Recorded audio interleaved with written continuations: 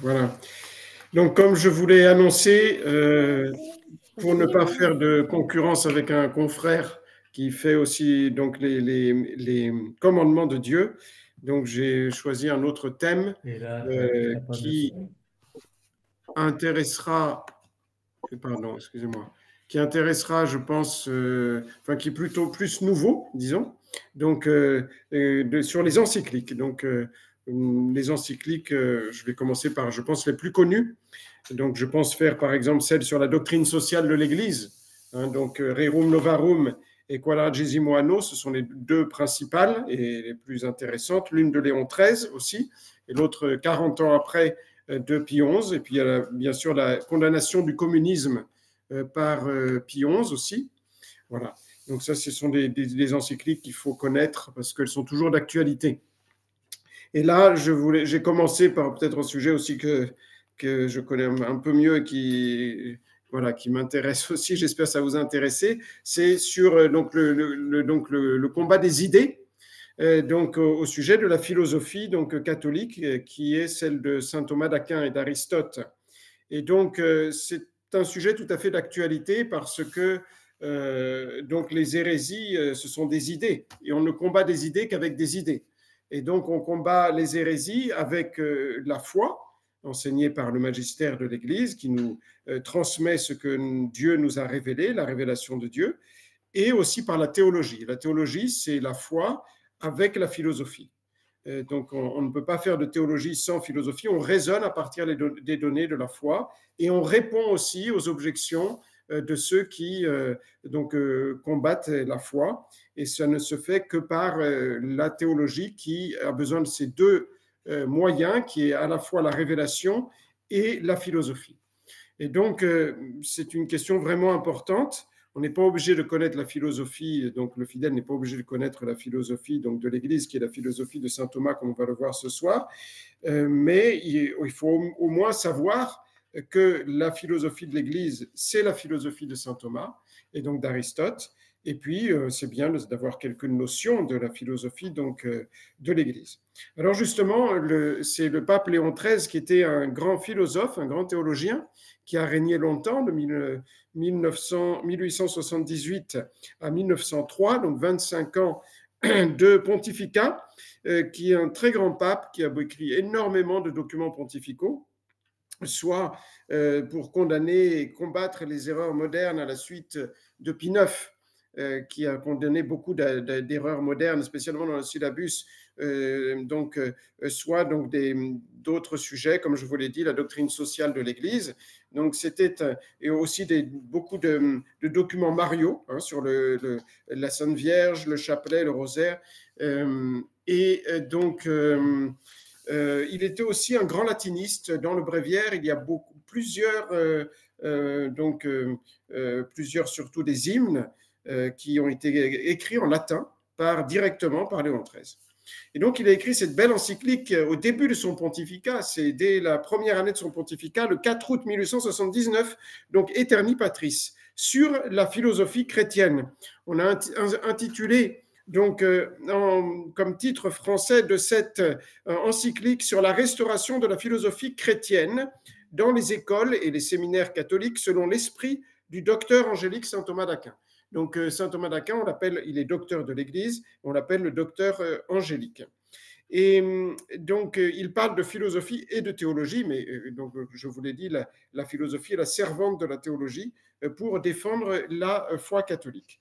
Donc, le but, c'est de promouvoir la philosophie de saint Thomas. Il annonce dès le début qu'il y a des nouvelles erreurs qui ne peuvent être combattues efficacement qu'avec une bonne philosophie.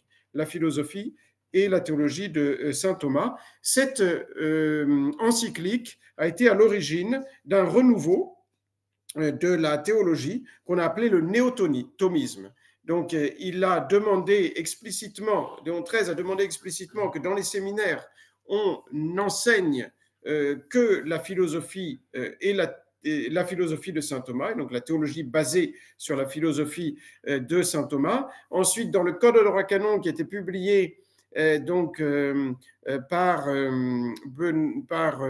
Benoît XV, mais qui a été préparé par saint Pie X donc publié en 1917, le premier code de droit canon, eh bien, il est stipulé directement que dans les séminaires, donc on enseigne la philosophie de saint Thomas selon sa méthode, ses arguments et ses principes. Donc voilà qu'un séminaire qui n'enseignerait pas la philosophie de saint Thomas et uniquement la philosophie de saint Thomas ne respecterait pas les règles de l'Église. Maintenant, vous n'êtes pas sans savoir que donc chez les modernistes, dans les séminaires, on étudie toutes les philosophies. Donc déjà dans le monde civil, commençons par le monde civil, la philosophie qu'on fait faire aux jeunes, donc au baccalauréat, c'est plutôt fait pour les dégoûter de la philosophie, parce que d'ailleurs ce n'est pas de la philosophie, c'est de l'histoire de la philosophie. Donc on passe en revue les principaux donc, philosophes, et surtout modernes, et donc ce qui fait qu'à la fin, ils ne savent plus du tout où ils en sont, les jeunes. Et donc, pour ce qui est de l'Église, dans les séminaires actuels, donc modernistes, donc, qui suivent Vatican II, eh bien, donc, c'est un peu la même chose. Il faut un mélange. Ils enseignent saint Thomas, mais ils enseignent aussi d'autres philosophes. Ce qui fait que donc, quand ils doivent étudier la théologie, ils n'ont pas les bases pour faire une bonne théologie. Donc, c'est très grave. Parce qu'un prêtre ne peut pas être un bon prêtre, ne peut pas se sanctifier lui-même d'ailleurs s'il n'a pas donc une bonne philosophie, une bonne théologie, parce que donc son premier devoir, c'est d'enseigner la foi. On ne peut pas enseigner la foi si on n'a pas fait de la théologie, une théologie sérieuse. Donc voilà que Léon XIII prend la suite de Pie IX qui, à Vatican I, donc dans la constitution dogmatique Dei Filius, avait déjà enseigné comme chose de foi que donc il y a un accord entre la raison et la foi. Il avait enseigné les rapports entre la raison et la foi. La raison, c'est la lumière de l'intelligence qui nous a été donnée par Dieu. La foi, c'est la lumière de la foi qui nous a été donnée par Dieu. Ils ne peuvent pas évidemment se contredire. Et donc, cette encyclique va faire naître des nouveaux théologiens profondément thomistes. Donc, on peut citer Garrigou-Lagrange, qui est connu, Étienne Gilson, lui, qui était un laïc, le père Gérard Deslauriers aussi au XXe siècle. Et donc, tout d'abord, un mot sur qu'est-ce que c'est que la philosophie. Je vais commencer un peu par quelque chose d'un peu général pour mieux mettre les bases. Donc aujourd'hui, je vous l'ai dit, on méprise souvent la philosophie. Pour beaucoup de gens, le philosophe, maintenant, c'est vu comme un homme qui parle d'une personne qui parle de sujets un peu nuageux, n'est-ce pas, avec une théologie un peu incompréhensible, un genre de docteur Tournesol, n'est-ce pas? Et donc, la philosophie est très mal enseignée. En général, on n'enseigne pas de la philosophie, parce que la philosophie, c'est donc, on étudie la nature des choses, le réel, n'est-ce pas? Je vous l'ai dit, on enseigne l'histoire de la philosophie. Et donc, les étudiants, donc, les jeunes qui font de la philosophie ont les idées complètement confuses et s'empressent d'oublier en général tout ce qu'ils ont vu donc, durant l'année du baccalauréat, dès qu'ils en sortent, n'est-ce pas? Et c'est vrai qu'un peu de tout temps, on a eu une mauvaise image un peu du philosophe. Déjà, donc, le poète grec Aristophane avait fait une pièce comique exprès pour se moquer de Socrate, qui était pourtant un grand théologien grec, et cette pièce, il l'a appelée Les Nuées, pour dire que Socrate était complètement dans les nuées. Ce qui n'était pas le cas, et Socrate a préparé donc, le terrain à Aristote, comme je vais vous montrer ce soir. Et donc, malheureusement, on voit même aujourd'hui certains prêtres qui parfois méprisent la philosophie, et ça, c'est évidemment beaucoup plus grave parce qu'on ne peut pas faire une bonne théologie sans une bonne donc, philosophie. Philosophie vient de deux mots grecs, donc philein, sophia, c'est l'ami de la sagesse. C'est Pythagore, un philosophe grec, qui par humilité, et donc il faisait de la philosophie, il s'est appelé justement l'ami de la sagesse parce qu'il disait, à juste titre, qu'il n'y a que Dieu qui est sage au sens propre. La philosophie, où est-ce qu'elle est née? Elle est née en Grèce, donc dans un lieu donc bien précis, en Grèce. Donc c'est un courant de pensée qui a voulu se distinguer de la religion. Avant, on mêlait donc tous les raisonnements souvent à la religion, et donc ce courant a voulu se distinguer de la religion. Il y a les choses de Dieu, la révélation de Dieu, ou des faux dieux, parce que les Grecs étaient païens, ils avaient plusieurs dieux, c'était les faux dieux. Et donc, ensuite, il y avait l'homme qui utilisait sa raison, la lumière de sa raison, pour réfléchir sur la nature des choses. Et donc, le sage pour les Grecs, déjà, ce n'était pas quelqu'un qui accumule les connaissances, mais qui les organise d'en haut par des principes qui les éclairent. Et donc, le sage, pour déjà les Grecs, c'était celui qui voit loin, profondément, sous tous les aspects, avec un équilibre parfait, une grande sérénité, et qui a une faculté d'intuition née de sa longue réflexion sur la nature des choses. Et donc, le philosophe va essayer de connaître les choses, spécialement les plus générales, par les causes les plus élevées. Et donc, voilà que le philosophe, c'est celui qui va réfléchir profondément sur la nature des choses pour donc porter un jugement calme et lumineux sur les choses, et donc un jugement qui domine un peu tous les jugements particuliers. La première question qui se pose, c'est est-ce que la philosophie est une science? Les modernes disent que non, parce que maintenant, les sciences sont seulement, pour les modernes, souvent des sciences expérimentales de ce qui se touche et de ce qui se voit. Et on peut déjà dire que, comme vous le savez, les sciences sont très différentes les unes d'avec les autres. La mathématique, la science nucléaire, la géométrie, la biologie sont des sciences totalement différentes. Donc il y a différentes sortes de sciences. Qu'est-ce que c'est qu'une science? Une science est une connaissance certaine per causas, c'est-à-dire on va chercher les causes des choses. C'est Aristote qui a donné cette définition. Et donc c'est bien ce que fait le philosophe réaliste. Il va chercher des certitudes sur la nature des choses, et en se distinguant de la religion qui est la révélation de Dieu. Et donc voilà que petit à petit, les philosophes ont donné cette définition de la philosophie. La philosophie, c'est la science de toutes les choses, per altissimas causas, par les causes les plus hautes. On va chercher les causes les plus hautes des choses, et donc par la raison naturelle, éclairée par la raison naturelle, en utilisant seulement son intelligence. Maintenant, quelques mots sur donc l'histoire de la philosophie. Et je ne vais pas faire comme les modernes, mais l'histoire, c'est-à-dire comment on est arrivé à saint Thomas d'Aquin. En fait, qu'est-ce qu'a fait saint Thomas d'Aquin? Saint Thomas d'Aquin, c'est un des plus grands génies de l'histoire de l'humanité, à la suite d'Aristote, qui était un païen, mais qui était un génie, qui vraisemblablement était donc un païen qui est arrivé à la certitude de l'existence d'un Dieu unique. Et qui vraisemblablement a été aussi éclairé par Dieu. Et donc voilà que saint Thomas, on ne peut pas parler de saint Thomas si on ne parle pas d'Aristote. Et on ne peut pas parler d'Aristote si on ne parle pas un petit peu comment Aristote a réussi à faire une vraie philosophie très profonde dont saint Thomas n'a fait que reprendre les grands principes et les développer. Donc, saint Thomas, évidemment, a appris d'une part la philosophie d'Aristote, et d'autre part, il avait, venant de l'Église, aussi toute une philosophie, parce que, en fait, saint Thomas a eu connaissance d'Aristote, c'était, vous le savez, le XIIIe siècle, saint Thomas. Aristote, je vais vous le dire en quelques mots, est arrivé en Europe par l'Espagne, par les Arabes qui avaient envahi l'Espagne. Ils ont apporté donc leur philosophie. Ils connaissaient Aristote, tandis qu'en Europe, on ne connaissait pas encore Aristote, ou peu de livres d'Aristote.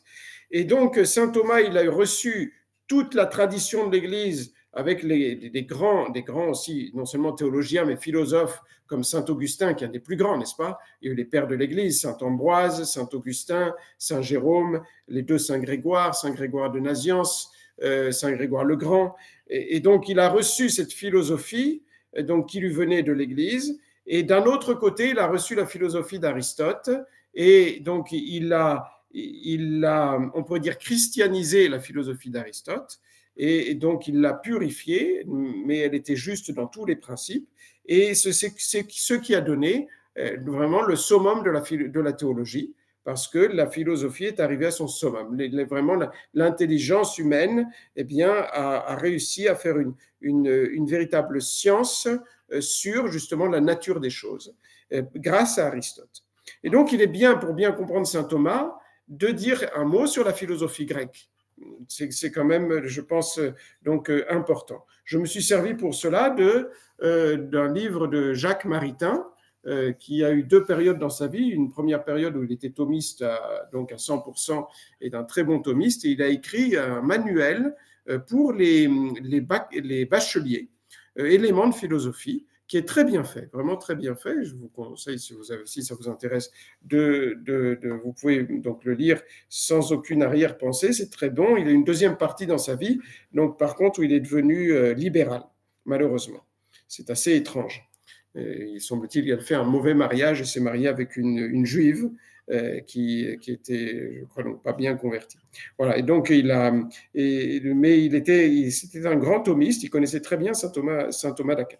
Et donc, la philosophie de saint Thomas, on peut appeler la philosophie donc de l'Église soit la philosophie thomiste, soit la philosophie aristotélicienne, parce que saint Thomas a repris toute la philosophie de Aristote seulement en la purifiant. Et donc, je vous l'ai dit, la philosophie est rentrée dans le monde humain, n'est-ce pas, dans l'humanité, grâce aux Grecs, dans l'Antiquité, avant notre Seigneur Jésus-Christ. Et on peut vraiment dire que le peuple grec est à la philosophie, à l'intelligence, ce que le peuple juif est à la révélation.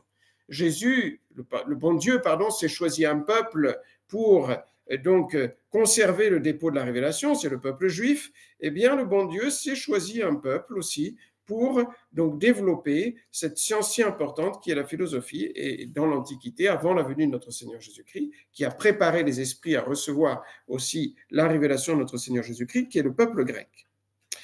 Et donc, malheureusement, quand la révélation est arrivée, une partie de ce peuple, comme vous le savez, pas tous se sont convertis. Il y en a qui se sont justement enorgueillis de leur science, qui était supérieure aux autres peuples. Et donc, comme dit saint Paul, donc ils sont tombés dans une sagesse qui est donc stultitia apud Deum, qui est stupidité devant Dieu, parce qu'ils n'ont pas voulu accepter donc la révélation de Dieu. Et donc, mais parmi les premiers chrétiens, il y a eu tout d'abord, donc bien sûr en Palestine, hein, n'est-ce pas? L'évangile a été prêché en Palestine, et puis après les apôtres, même saint Paul est allé en Grèce. Il y a eu beaucoup de Grecs qui se sont convertis. Hein, donc il y a eu même des épîtres de saint Paul à des parties de la Grèce. Voilà. Et donc la philosophie qui est née donc chez les Grecs était donc une philosophie qui était pure, qui recherchait la vérité. Alors, quels sont ces premiers penseurs grecs?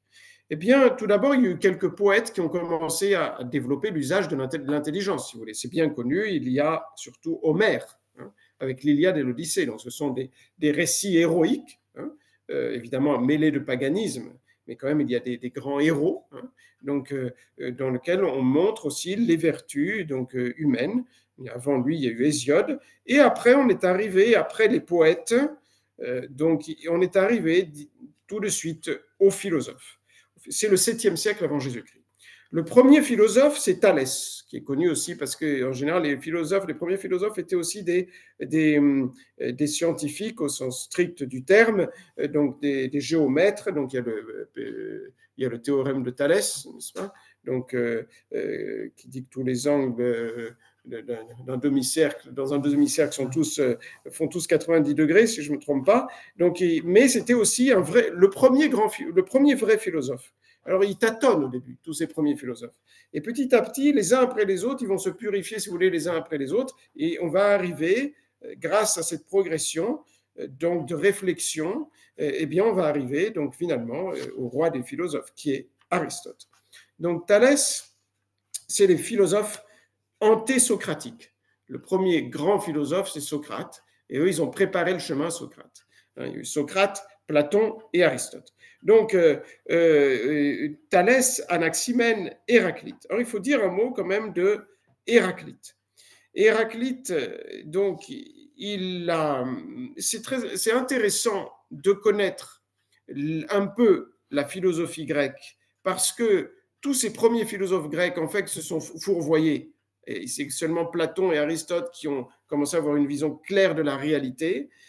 Et ce qui est très intéressant, comme vous le savez, il y a le dicton « Nihil novi sub sole ». Il n'y a rien de neuf sous le soleil. Toutes les philosophies modernes, ils n'ont rien inventé. Ils ont pris ces erreurs de ceux qui les ont précédés, mais c'était il y a des siècles et des païens, n'est-ce pas? Par exemple, Hegel, c'est la philosophie du changement, vous savez, thèse, antithèse, synthèse, et donc qui a inspiré le modernisme, ou plutôt le modernisme s'est inspiré de Hegel, et donc cette philosophie du changement, n'est-ce pas, il faut toujours tout changer. Les modernistes changent toujours tout, n'est-ce pas? Ils ont changé la liturgie, ils ont changé les chants, ils ont changé l'art, ils ont changé la morale, ils ont changé le dogme, il faut tout changer. Eh bien, ils se sont inspirés des philosophes modernes, et en particulier de Hegel, qui dit que la réalité, c'est le changement. Mais Hegel n'a rien inventé. Hegel n'a fait que reprendre un des premiers qui balbutiait la philosophie, philosophe grec, qui est Héraclite d'Éphèse, qui disait tout simplement, en grec, c'est une parole assez connue, parce qu'elle est restée, c'est le premier qui a essayé de dire quelque chose en philosophie, il a dit pantarei. Pantarei, panta c'est tout, c'est cool. Il disait, il n'y a pas d'être fixe et stable, tout change continuellement. Et donc, si vous mettez vos pieds dans un torrent, eh bien, en fait, vous dites, j'ai mis mes pieds dans le torrent, mais c'est déjà plus le même torrent, c'est un autre torrent. Et donc, c'est le philosophe de l'évolution. Et donc, Hegel l'a repris. De l'évolution, il dit qu'il n'y a rien de stable, il n'y a pas l'être stable, il n'existe pas. Il n'y a que le devenir et l'évolution. Et donc, malheureusement, il est tombé dans le monisme en disant que toutes les choses sont liées entre elles, donc ce changement continuel, et c'est le panthéisme aussi, tout est Dieu. Et donc, il s'est fourvoyé, évidemment. Après lui est venu Démocrite, qui donc a un peu progressé en disant qu'il y a une réalité, mais pour lui, la réalité, c'est seulement la géométrie, c'est les chiffres, la quantité géométrique. Et donc, évidemment, c'est très basique, n'est-ce pas? Pour lui, c'est le fondateur de la philosophie mécaniste, qui a été repris aussi par des philosophes modernes. Donc, on explique tout par la géométrie et les chiffres. Anaxagore, il a commencé à faire un peu plus évoluer la philosophie en en la faisant évoluer vers les quatre causes dont parlera Aristote d'une manière claire et précise. Et il arrive surtout à dire qu'il y a une intelligence séparée du monde qui ordonne les choses. Donc, vous voyez, c'est quand même un progrès. C'est des progrès à pas de fourmis, mais ils progressent quand même. Ensuite, ça, c'est ce qu'on appelle les philosophes ioniens, c'est une partie de la Grèce. Et ensuite sont arrivés les philosophes du sud de l'Italie, qu'on appelle italique, dont le plus connu est Pythagore. Pythagore, c'est un nom un peu connu, qui donc a fondé une société philosophique. Et donc, il a dit qu'en plus des choses perçues par les sens, il y a des réalités plus hautes. Mais lui aussi s'est fourvoyé en disant que ces réalités plus hautes, tout est expliqué par les nombres. Et donc, le principe des nombres est le principe qui doit expliquer tout ce qui existe. Donc, c'était un mathématicien, c'était un musicologue, un astronome. Il a lui aussi, il y a le théorème de Pythagore, c'est en arithmétique aussi. Oui. Oui. Voilà, donc lui aussi, donc c'était des hommes intelligents, mais la philosophie était à son début, n'est-ce pas? Et donc, il va parler d'un esprit qui est présent dans toute chose. C'est vrai que Dieu est présent dans toute chose, il soutient le monde dans l'existence, n'est-ce pas? Il va parler le premier du cosmos, c'est-à-dire de l'univers qui est harmonieux, qui est ordonné. Malheureusement, et souvent, il tombe ensuite dans des graves erreurs. C'est lui le premier, Nihil Novi Soupçolé, qui va parler de la métempsychose, la transmigration des âmes. Et vraisemblablement, il a pris ça des Perses, parce que les Grecs ont été envahis par les Perses plusieurs fois. Il y a eu des terribles, les guerres médiques, je crois. Et donc, l'hindouisme a pénétré aussi là. Et donc, voilà, la métempsychose. Donc, on a plusieurs vies et on passe de... Avant, on était peut-être un animal, je ne sais pas quoi, n'est-ce pas? Donc, évidemment, ça nous fait rire, mais malheureusement, ils sont tombés dans ces erreurs grossières. Et Aristote le critiquera très fortement en disant, donc, Pythagore modèle les phénomènes qu'il voit sur ses théories et il prétend enseigner à Dieu à fabriquer le monde. C'est-à-dire qu'en fait, il calque le monde sur ses théories au lieu de calquer sa théorie sur la réalité, n'est-ce pas? Donc, il l'a critiqué très fortement. Mais il a quand même dit certaines choses. Vous voyez, le cosmos qui a un ordre et une beauté, une harmonie dans le monde qui ne s'est pas fait tout seul. Ensuite, on arrive toujours dans ces philosophes grecs qui ont précédé les trois grands. On arrive au dernier, n'est-ce pas? ceux qu'on appelle les Éléates. Alors, c'était une ville aussi du sud de l'Italie à ce moment-là, si je ne me trompe pas. Et donc, eux, ils vont élever l'esprit de l'homme jusqu'au degré d'abstraction de la philosophie, donc vraiment de la métaphysique.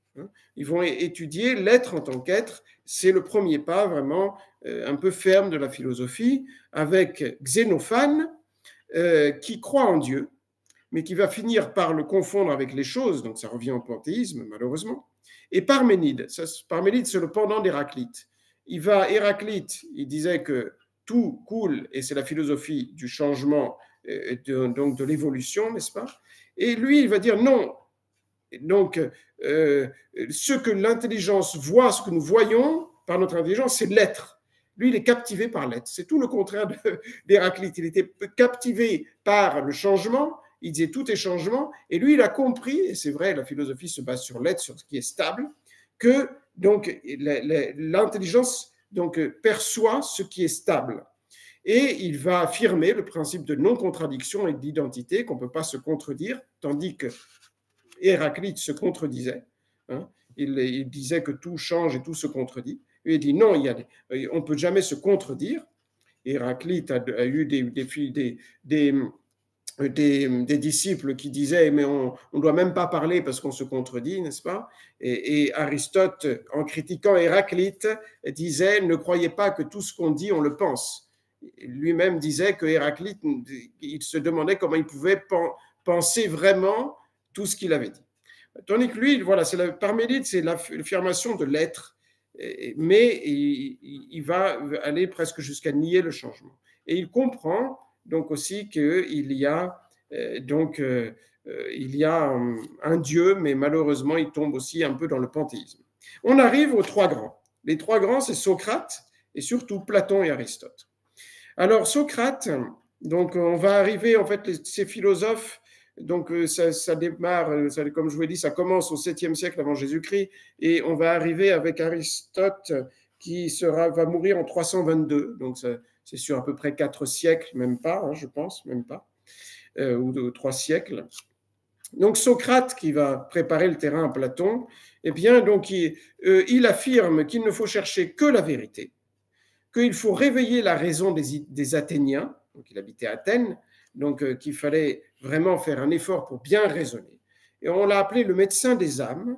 Donc il disait que donc pour pouvoir bien se conduire, il faut avoir la connaissance, mais je crois que c'est lui qui disait donc en fait, si on agissait mal, c'est qu'on n'avait pas la connaissance. Il nie la liberté, parce que même si vous avez la connaissance, comme vous le savez, il y a l'intelligence spéculative et puis après il y a l'intelligence pratique. On peut agir contre la vérité qu'on connaît, n'est-ce pas, malheureusement. Tandis que lui, il disait non, c'est seulement une histoire de connaissance. Si on devient plus savant, eh bien, on va mieux se conduire, c'est automatique. Donc, il va former l'intelligence et il appellera cela la maïeutique, l'art d'accoucher les esprits, donc la vérité des esprits, hein, de l'intelligence. Et donc, il va apprendre à rechercher l'essence des choses. Et c'est ça la vraie philosophie, l'essence des choses. Et apprendre à raisonner, il va appeler ça la dialectique. C'est vraiment le concepteur de la philosophie qu'on pourra appeler ensuite l'intellectualisme mesuré, modéré, qui va dire qu'il faut vraiment conformer son intelligence à la réalité et à l'essence des choses. L'intellectualisme modéré, c'est une des expressions par lesquelles on désigne la philosophie de saint Thomas d'Aquin, l'intellectualisme qui va se calquer sur la réalité. Et on arrive vraiment, donc, finalement, aux deux grands, n'est-ce pas, philosophes grecs. Évidemment, je vais faire une conclusion, là, c'est le plus important, sur saint Thomas d'Aquin. Mais je vous dis, c'est important de comprendre ce cheminement. Dieu a préparé ce sommet de la philosophie en Aristote par tous ses prédécesseurs. Platon, donc lui, il va vivre de 427 à 347 avant Jésus-Christ. Il habite Athènes et il va acheter un champ pour enseigner à Académus. Et c'est de là que vient le mot académie. Et donc, il va s'efforcer de rassembler en un seul système toutes les pensées des philosophes grecs, ou plus ou moins philosophes grecs, antérieurs à lui. Il va vraiment prouver que Dieu existe, il va remonter jusqu'au vrai Dieu, donc c'est quand même une avancée donc, importante, il va prouver par la seule raison que nécessairement Dieu existe, que le problème, c'est qu'il ne va pas réussir à donc expliquer le processus de l'intelligence, les idées que nous avons en nous. Saint Thomas va expliquer que les idées, nous les tirons, nous faisons abstraction de ce que nous touchons, nous voyons, et par l'intelligence abstractive, justement, nous allons en abstraire des idées.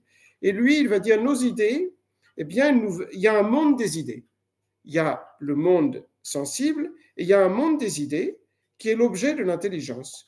Un monde donc au-dessus des sens suprasensibles, c'est le monde des idées. Vous connaissez peut-être l'allégorie de la caverne de Platon. Donc il va dire que en fait on existait avant.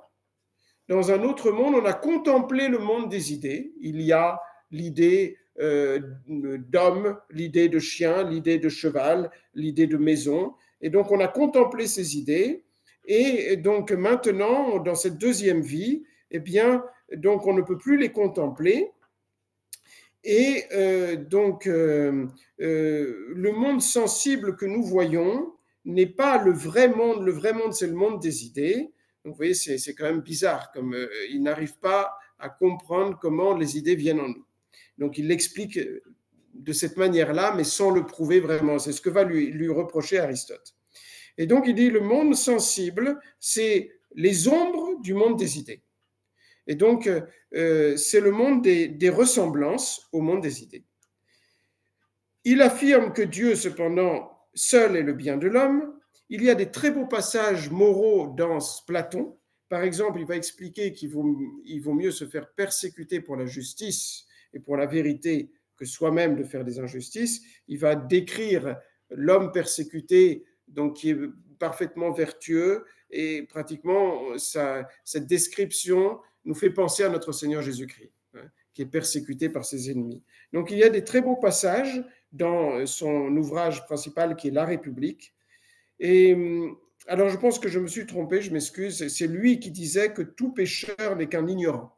Donc on pêche parce qu'on ignore la vérité, mais si on n'ignore pas la vérité, on ne peut pas pécher.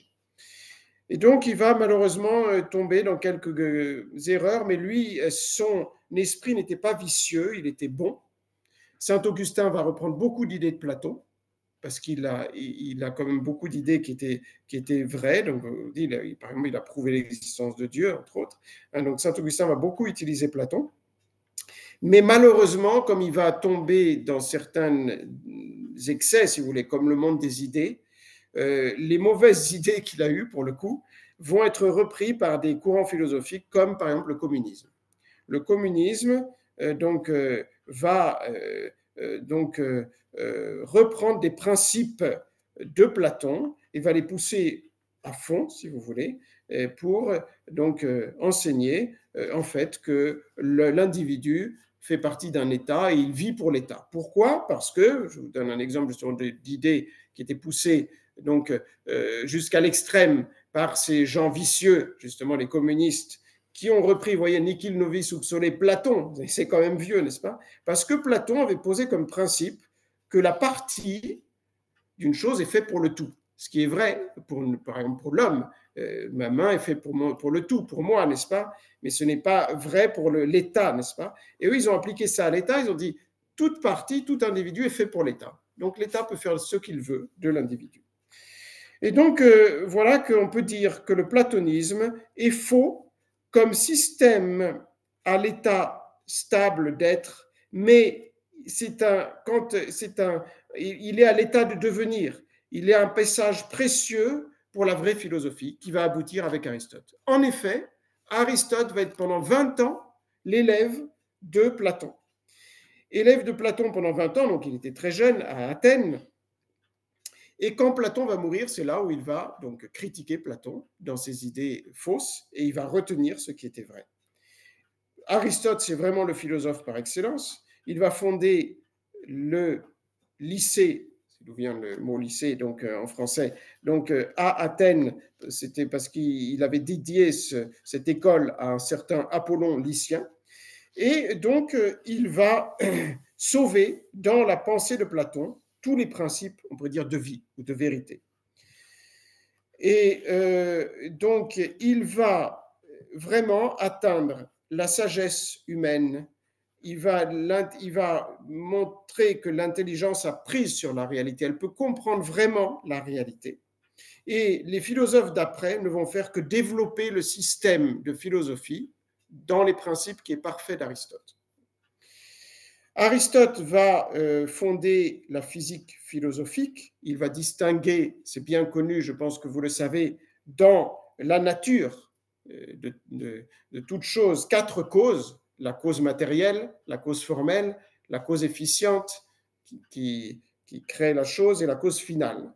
Donc, c'est les 4 causes de saint Thomas d'Aquin que saint Thomas d'Aquin a repris d'Aristote. Il va expliquer ce que n'avait pas réussi à faire Platon, d'où viennent nos idées. Et c'est lui qui va, saint Thomas ne va faire que reprendre d'Aristote, qui va dire que notre intelligence va, à partir des données des sens, elle va abstraire les données des sens, et de ces données des sens, elle va abstraire une idée. Voilà, le bébé, il touche, il regarde, il l'entend, et petit à petit, il extrait de toutes ces données sensibles des idées. Évidemment, ça se fait donc, sur un temps assez long.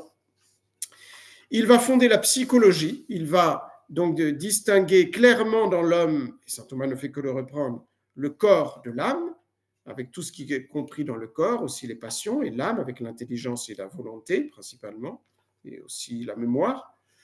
Et donc il va distinguer toutes les facultés, ce qu'elles font partie du corps et de l'âme. Il va expliquer comment le pécheur fait le mal même quand il connaît la vérité. Donc il sort de ce carcan qui, en fait, je m'étais trompé, c'est Platon qui avait dit que quand on connaît la vérité, on ne peut pas faire le mal. Non, il va dire il y a 2 sortes d'intelligence. Il y a l'intelligence donc spéculative qui comprend, après il y a l'intelligence pratique. On peut très bien savoir la vérité et faire le mal. Il va expliquer les 4 vertus cardinales d'une manière parfaite, évidemment au niveau naturel. Il va dégager donc de la réalité les concepts de puissance et d'acte, de matière et de forme, les catégories, c'est-à-dire la substance, les accidents, les 4 causes. Il va décrire la nature de Dieu d'une manière vraiment donc, précise. Il va distinguer dans la philosophie les diverses branches, la logique pour raisonner, la psychologie, je vous l'ai dit, donc c'est l'étude de l'homme, hein. La philosophie naturelle, il va distinguer dans la nature les 4 causes, la matière, la forme, donc la cause efficiente et la cause finale. Il va élever la philosophie jusqu'à la métaphysique, elle étudier donc les idées vraiment. L'éthique, c'est la morale naturelle, qui ressurgit maintenant, on dit plus la morale, on dit l'éthique, et la politique. Il va tout étudier, mais il va classifier chaque donc, catégorie de la philosophie. Aristote, il est unique parmi les philosophes par son génie, par ses dons et par son œuvre. Et comment il a été transmis jusqu'à nous? J'arrive finalement à saint Thomas d'Aquin. Et donc, les œuvres d'Aristote ne sont arrivées dans les universités catholiques, donc en Europe, donc qu'au XIIe siècle. Donc Aristote, c'était le IVe siècle avant Jésus-Christ. Donc il y a eu 15 siècles qui se sont passés plus ou moins donc depuis. Pourquoi? Parce que donc en fait, cette philosophie est restée en Grèce. Elle a été connue par les Arabes, puisqu'il y a eu des guerres entre les uns et les autres, n'est-ce pas? Ils avaient des philosophes aussi, les Arabes, mais évidemment, c'était des musulmans. Les 2 plus connus, c'est Averroès et Avicenne, qui vont s'emparer de la philosophie d'Aristote, et donc ils vont avoir une véritable philosophie. Malheureusement, ils vont déformer certaines choses, je pense, pour l'adopter à leur religion. Et comment est-ce que finalement ça nous est arrivé en Europe, donc en France, en Italie, par exemple? Eh bien, donc, parce que les Arabes, comme je vous l'ai dit, ont envahi l'Espagne, et donc ils sont arrivés avec leur philosophie. Donc, Aristote avait été traduit en syriaque, c'est un dialecte de l'araméen. Et on a traduit du syriaque en latin, donc Aristote. Et finalement, dans un deuxième temps, c'est saint Thomas d'Aquin qui surtout a demandé donc un certain Moerbeke, je crois, Guillaume de Moerbeke, de traduire directement du grec en latin, pour que ça soit plus précis, Aristote. Au début, donc, l'Église a été très méfiante vis-à-vis de la philosophie d'Aristote, parce que c'était un païen aussi. Et c'est saint Albert, le professeur de saint Thomas d'Aquin, qui a commencé donc à s'intéresser vraiment et à partir des traductions d'Aristote à la philosophie d'Aristote. Et saint Thomas d'Aquin a vraiment donc étudié toute la philosophie d'Aristote et a montré sa pleine conformité avec la raison et la foi. Et donc, là, la philosophie et la théologie ont atteint son sommet avec saint Thomas d'Aquin, qui avait les deux, comme je vous l'ai dit, la tradition de l'Église avec tous les philosophes donc chrétiens, dont je vous ai cité certains, et dont certains connaissaient, ceux qui étaient dans les pays proches de l'arabe, il y en a quelques-uns qui connaissaient la philosophie d'Aristote, mais pas assez profondément, comme saint Jean Damascène. Mais la plupart ne connaissaient pas donc Aristote. Et donc, saint Thomas va faire cette union de la philosophie qui venait de la tradition et de la philosophie d'Aristote, et on va l'appeler le docteur commun de l'Église. Le docteur commun de l'Église, il ne fait qu'achever en fait la philosophie des pères de l'Église et de la scolastique. Qu'est-ce que c'est que la scolastique? En fait, la scolastique, c'est le courant philosophique qui est né donc au Xe, XIe siècle donc de l'Église catholique, hein, dont saint Thomas était l'héritier. Et après, avec saint Thomas, on appelait ça plutôt le thomisme, n'est-ce pas? Parce que en tout cas, quand saint Thomas a vraiment été reconnu par l'Église comme le philosophe et le théologien par excellence, on appelait ça le thomisme. Voilà, et donc, voilà que saint Thomas a surélevé la philosophie d'Aristote, il l'a purifiée, mais c'est plutôt dans des détails. Hein, et donc, c'est pour cela que on peut dire l'un ou l'autre, on peut désigner cette philosophie ou la philosophie thomiste ou aristotélicienne. Mais Maritain dit c'est mieux de dire thomiste parce que vraiment, saint Thomas, évidemment, a purifié dans Aristote ce qu'il y avait encore à purifier. Voilà, et donc quelques qualités maintenant de cette philosophie que l'Église a fait sienne. Je ne sais pas si je vous ai dit, donc dans le code de droit canon, et je crois que je vous l'ai dit, donc l'Église a demandé qu'on enseigne que la philosophie de saint Thomas, et de façon précise, c'est-à-dire avec la méthode, pas seulement les principes, mais même la méthode. On doit utiliser la méthode de saint Thomas, parce que c'est la méthode naturelle de l'esprit humain. C'est la philosophie naturelle de l'esprit humain, c'est la philosophie de l'évidence qui n'avance que devant l'évidence, c'est la philosophie de l'être qui se plie aux exigences du réel. La philosophie, c'est étudier le réel. C'est la philosophie de l'intelligence qui se base aussi sur les premiers principes de l'intelligence, qui sont les principes de causalité, de non-contradiction, d'identité. La philosophie du sens commun, c'est-à-dire qu'elle se base sur cette intelligence, ce sens commun que tous les hommes possèdent. Donc, c'est le fruit de la philosophie thomiste, c'est le fruit de la raison humaine. On l'appelle aussi, on utilise plutôt un mot latin, c'est la philosophie perennis. Je crois que même en français on dit pérenne, ça se dit. Hein, donc c'est la philosophie perdurable qui va continuer toujours parce que c'est la vérité. C'est la philosophie qui est une parce que elle va unifier le savoir humain, elle va montrer les relations internes entre toutes les sciences. Et quelques éloges de l'Église au sujet de cette philosophie. Innocent VI dit ceci, c'est à retenir, je pense. Quiconque combat la doctrine de saint Thomas sur un point a toujours été suspecté d'erreur. Si quelqu'un vous dit je ne suis pas d'accord avec saint Thomas sur telle ou telle chose, ce n'est pas sûr à 100% qu'il est dans l'erreur. Saint Thomas n'est pas infaillible comme le magistère de l'Église, mais vous pouvez avoir un soupçon d'erreur, parce que saint Thomas était presque sa philosophie est presque, on pourrait dire, canonisée par l'Église.